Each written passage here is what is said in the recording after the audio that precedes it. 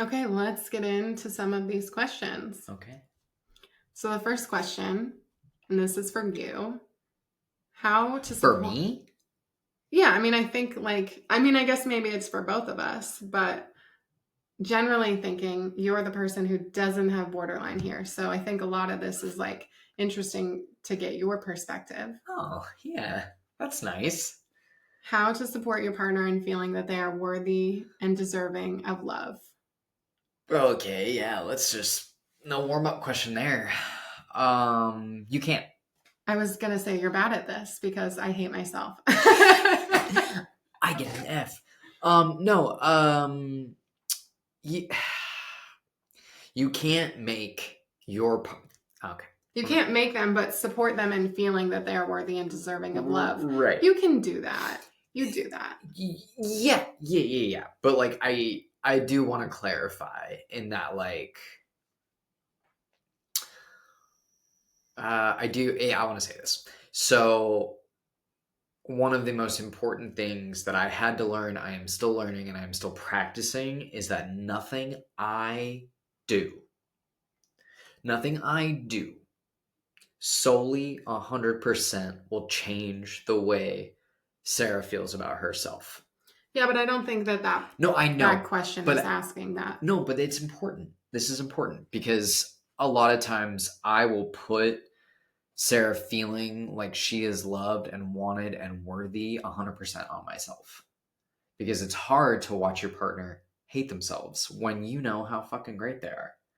Um, so I do want to say that like at the end of the day, I know nothing I do 100% will change the way she feels about herself, but there are tons of things that I think I do to support you and to help encourage the feeling that like you're lovable, you're loved, you're worthy, and you're deserving of love. One of the things that I do is I tell you that. I tell you Yeah. that all the fucking time. Yeah, you do.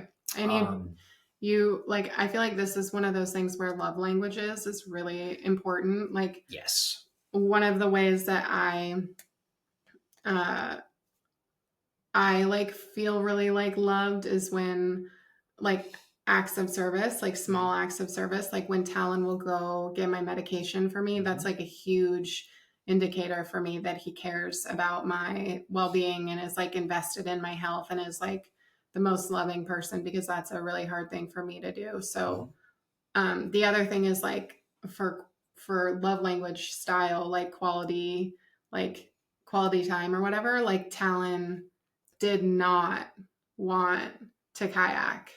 Like he was like not into it. And I was just like, please, I love it so much. I was like, you will like it. And he did not want to try to kayak, did not want to try, did not want to try. I don't know what made you decide to try the one time, but you tried it and you loved it. And it's like, Mm-hmm. it's a thing that I like to do with my partner. Yes. And so, like, things like that, like the willingness to try something that I really like, makes me feel loved and cared for. And you do those things. Yes, I do. I will say that I am really good about trying the things that you like to do. And a lot of the reason that I try them for the first time is because you want to do it. Like, if you didn't like kayaking, my ass would have never gotten out on a kayak. Like, in my brain, I'm like, I don't know if I can do that. Which is such a bummer because you love I kayaking love now. kayaking. It's so fun. I love snowboarding. I love running. Like, all of these Oh, yeah. things. Talon did not. He had no interest in running. And I was Mm-mm. like, please, please, like, Yeah. please, all I want to do is have a partner to run with. And then, Yep. like, he started running and loves it I love running. to the point where sometimes it's like upsetting for me because a better you're a better natural runner than I am. Yeah. And then I got to a point where I had like an aversion and a hatred for you and the fact that you were running because it didn't feel like it was my thing anymore, that I could do the thing anymore because you were better at it than me. Like, so sometimes I have to kind of watch that, Yeah. like, that weird competitive nature in me that's like, well, You are very competitive. if he's better at something than I am, then that means that I'm not good. Yep. And I'm not worthy and I'm not lovable and I'm not. Yeah. So it kind of it can be a double-edged sword, and that's why again I wanted to say like nothing you do, nothing I do is 100% effective in making you feel that way, because even some of the things I do can backfire, and then all of a sudden you're like, I hate myself. I'm like, wait, what? But we're doing the thing you love to do. But I also think like how I support you in feeling that you're worthy and deserving of love is like when you start to like say that you're not, I try to, I guess, like fact check that in a way and be like, no, that's not true. Like, and I try to list tangible things that you've done that I know make you feel worthy. So I'm like, no, like, it sounds stupid, but like, you know, you'll be like, I'm a piece of shit. I'm like, no, you did the laundry today. Because I know when you are able to do little things like that, that makes you feel really good, makes you feel like you're a good person or whatever. Yeah. You know, not that I expect you to do laundry. That's like, that's such like a whatever, but like those types of things that you do for the family and for us and for, you know, That you know matter to me. that I know matter to you, like you doing a chore or doing chores, that does really matter to you and makes you feel a lot of like worth. So like I'll try to like list those things and stuff like that. Because it can't always come from me being like, no, I love you, like you're, you know, like, because you're deserving of love, and your worthiness does not start with me. It starts with you. Yeah. You know, like you're the reason that you are worthy of love. Like you as a human being are worthy and deserving of love. Well, I mean, that's true of all people, right? Just 100%. we are worthy of that just because we exist. But sometimes I think that like those of us with borderline kind of think we're immune to that. Yeah. And I know one of the things that I'm working on is like, you know, there's this whole theory of thought which is different than DBT, but it's just as real and valid and true. And I believe, anyways, from a cognitive behavioral perspective, there's this belief of the story that you develop and the story that you tell yourself becomes the way that you like look at the world. And so if the story that I developed was I wasn't lovable because I experienced love that was transactional or love that was conditional, and then I grow up thinking I'm not lovable, and then if I'm in a relationship I will still feel like I'm not lovable, or feel like if I don't do something the correct way then you'll remove love from me. And Right. that is one of the things that you do sort of fact check, is you'll ask me like, well, why? Like, who says that? You know, like based on what standard? Kind of like my therapist has been teaching me to do, like based on whose standards are you not? Yeah.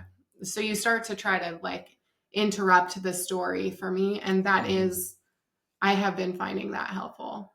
Good. Yeah, because I've always, I think, done that to you, and I think for a minute there, I think you reacted in a way, I don't know how you thought, but like you reacted in a way that you were like not pleased that I was saying that stuff. Like I was interrupting the story, and you were like, "Man, shut the fuck up! You don't know." And I'm like, "No, I know, but I do know." Right. You know. So, and now you're less kind of combative about it, and you're more like, "Ah, yeah, yeah."